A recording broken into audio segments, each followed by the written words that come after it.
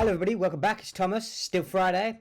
In a couple of weeks it's my father's birthday, and I want to build. So we've got Apple TVs in most of my house. I want to build some way of showing a slideshow on them. I don't want to AirPlay. That's boring. So let's build this slideshow. So I haven't built it yet, but I kind of got this vision. I want text at the top. Then I want sort of like photo with title and stuff, and then some like list of events. So let me show you over here. We've got an endpoint, so I've created a local endpoint only called Aiden's birthday. That's his name. Where I wanted to show the main title, some subtitle, an array of images that I kind of wanted to cycle through, and then maybe you might have some plans. These plans might have a time. So then I've got this image. Let me have a look at this image. I opened this up already, but you can see this image is just an image. It's just a standard template image. But let's jump out of the code and let's get on with it. So this is the code. Currently it's empty. I have this script to make the photos folder. It makes the photos folder on the server. I've done all that bit already because I didn't think that'd be that interesting. But I've got this view controller. We're creating a hosted view for SwiftUI. Now let's look at creating some sort of photo view.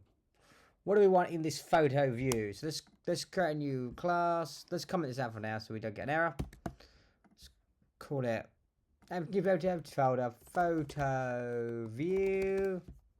Import the SwiftUI structure.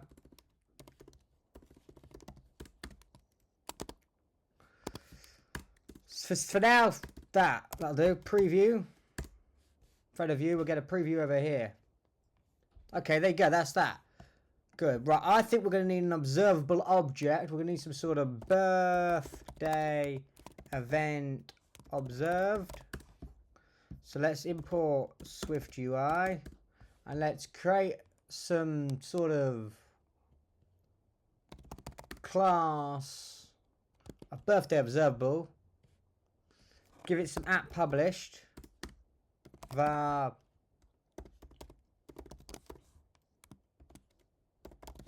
birthday object. Let's make this birthday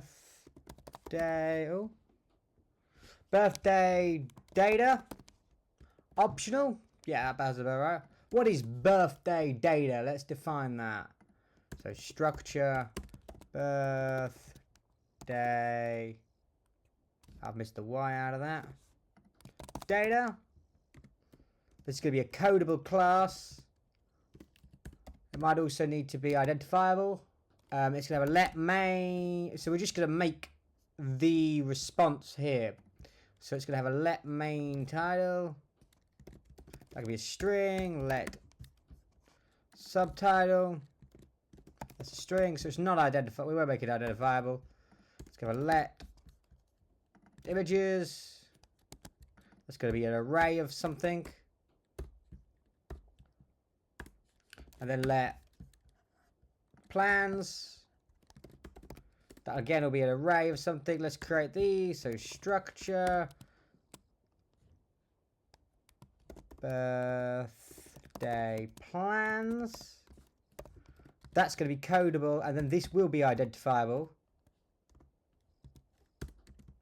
because we're going to need to iterate over it. So we have to make them identifiable. So let's go let ID is an integer.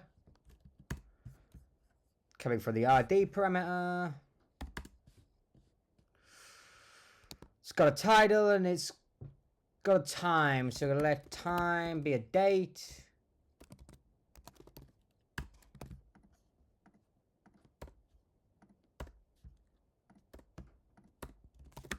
Go like that.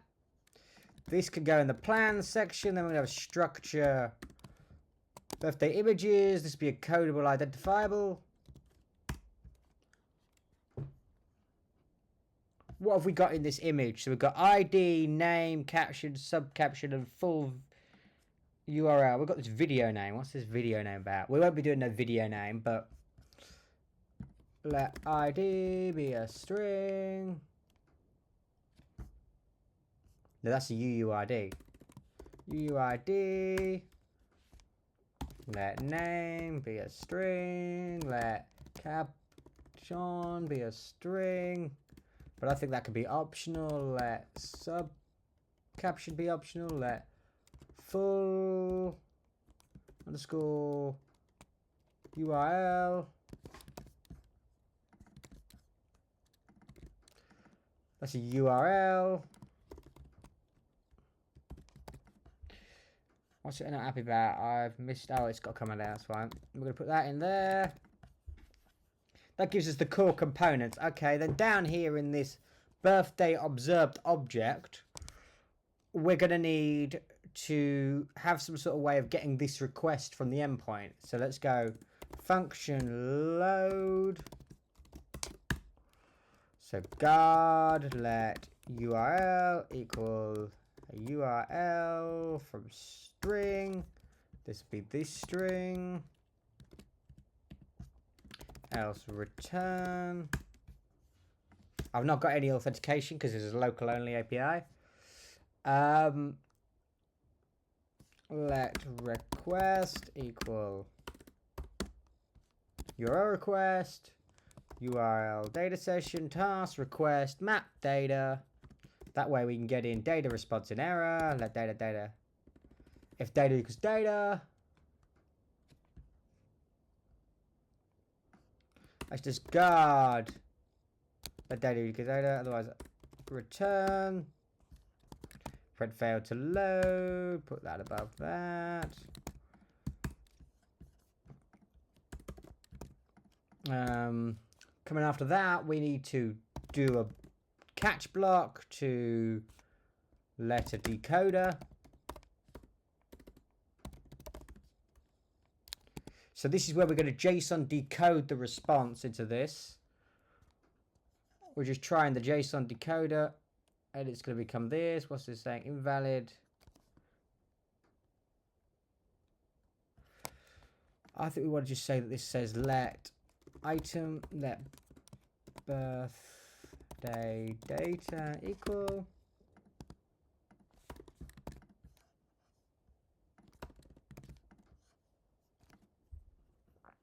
this do block needs a catch,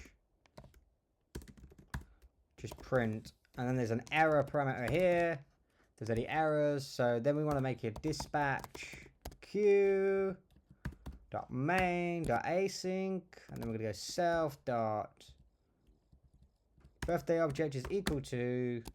That way we're making sure we're always calling this on the main queue, because this is now a background thread, and calling that on the background thread would cause the view to crash normally. You'd probably be okay if you did it in the simulator, but normally it would cause the view to crash. So I think that's realistically all we need in this. We've got this load function. I think that's about it. That's all that needs to come in here. Let me check. We just got this, and this. Right, let's go back to the photo. I reckon we need a view before the photo view. Because I reckon the photo view will have a... So before this, I reckon we need... So this is just going to... I reckon this will just show a photo. Let's go with a birthday view. So let's import SwiftUI here. Let's create this structure of a birthday view. But I think this birthday view needs to take in an observable object. var data is birthday data. Yeah, okay, let's do that. And then let's have a timer. 1 minute on current.auto connect. Cannot contextually convert current. Maybe let's say in common. We want on main. I think we want to say it's common. Then let's say var body, some view. So this is going to make it comply to some type of view. We're getting in this birthday data. Let's have a v stack here with a spacing. I hate when it does spacing. And that's a 30. Let's then put a H stack in here. So we've vertically stacked it. Now we're going to horizontally stack it. Let's put a spacer.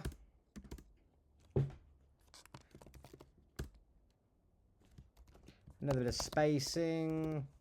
30. let's put the main title here, text data dot main title dot font, say large title, there you go.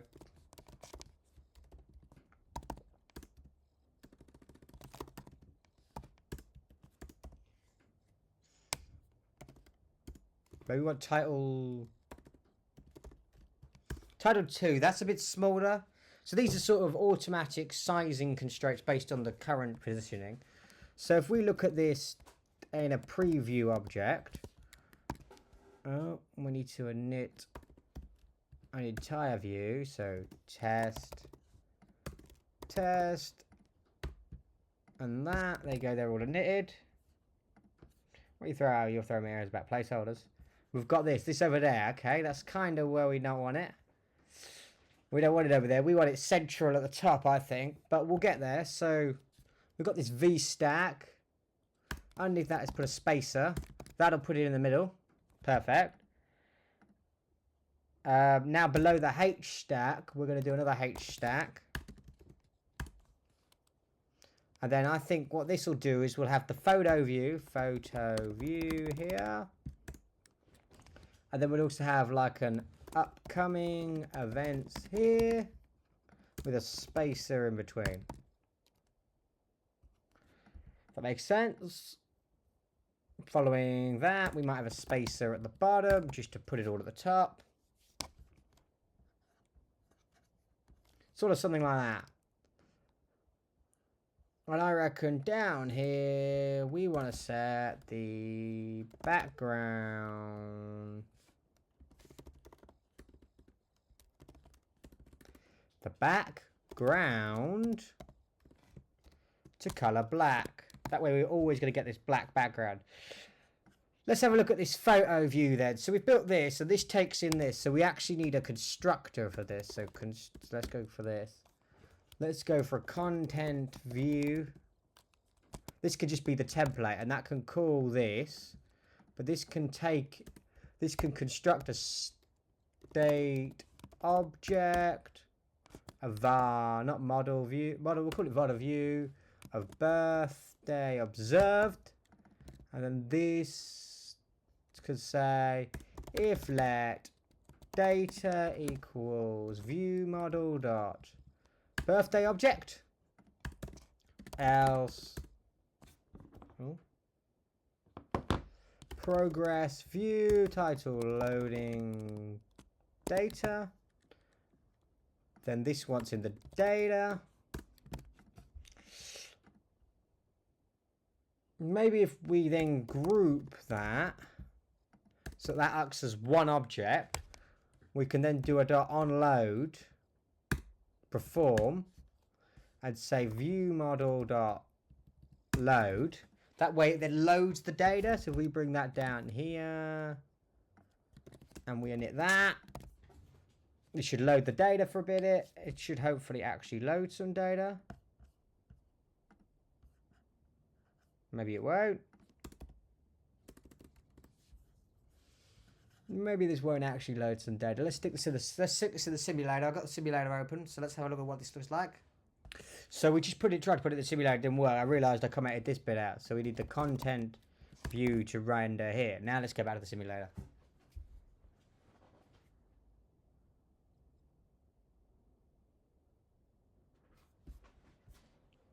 Okay, so it's trying to load the data. It's clearly not working, so I've clearly fucked something up. Let's have a look at this view observable. Request. Where does it start? I forgot to put this resume. That essentially says kick this off and let's start the request. So it's loading the request as if it's going to start, but it's not actually initiating the request. I think that's my problem. Ah, here you go. We've got a key error. No value associated with key image. That's because this image is.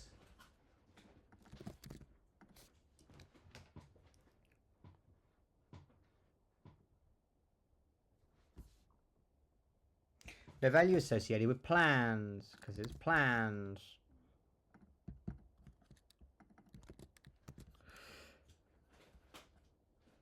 The time, it's got an issue with the time being a date component. Okay, so the issue here appears to be it's expecting the time parameter to be a type of double. That's how it's encoding. It's encoding the time using a double, so Unix timestamp probably. But we're actually providing a string that it's not encoding for whatever. So let's have a look at that. What are we doing wrong here? Okay, so I've just gone onto the server and I've just updated the plans to just tell me the current time. That way the plan will appear as the current event. And then that should fix this. That might take a minute to put it into practice. Yep, that will. Okay, so while we wait for that to be fixed, let's continue on with the project. We need to put some photos in it. So let's create this photo view. It's going to have an @state private.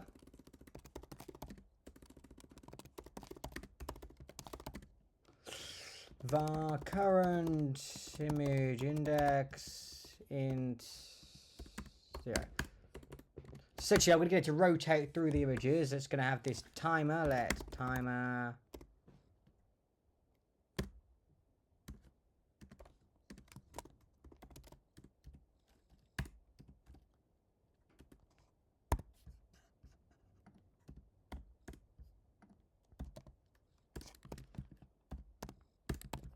So I'm creating another timer to run every minute. And then we want to take in images of time. What do they call them? Birthday images. Now it's complaining that this wants me to import some images. So we'll just import a blank array. Let's do a VStack. ZStack. So ZStack gives it depth. A VStack gives it... It's a vertical stack. Z stack, horizontal stack. We're gonna go for color dot white probably. Opacity 2. Corner radius probably like 20. This is just gonna give it some like border. We can run this in here. You can see my simulator. So give it a corner radius. Let's say let image URL equal images current index.url. Then we're going to do for an async